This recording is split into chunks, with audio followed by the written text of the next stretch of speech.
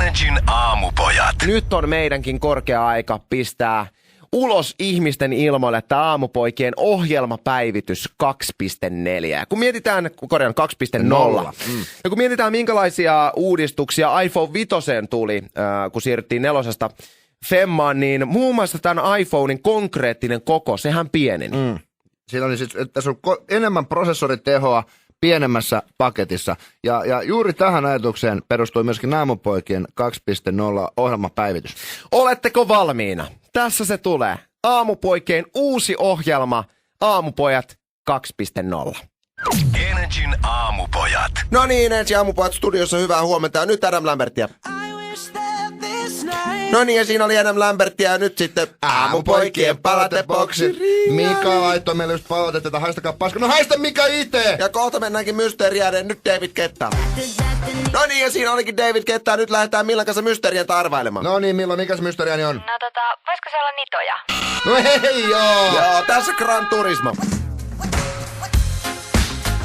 No niin, siinä olikin Gran Turismo ja nyt Aamupojat ja ihmisuuden mankeet. Joo, Reeto otti meillä ongelma, että mies on ollut paljon poissa kotoa viime aikoina. Se pettää tai se on homo, jätä se. Energin aamupojat. Nyt kotiin. Ja kuuntelet Energiä, tässä oli kotiin.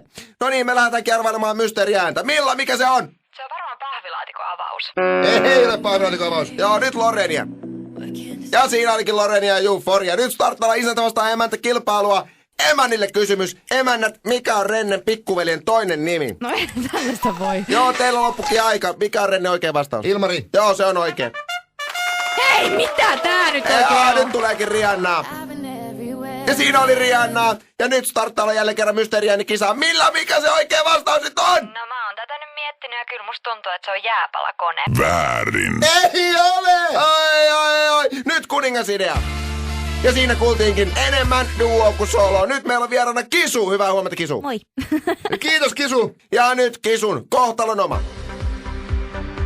Ja siinä kuultiinkin Kisua. Siinä se aamupoikien elämä oli, ei muuta kuin huomiseen ja sitten vähän tiedätte. Energy.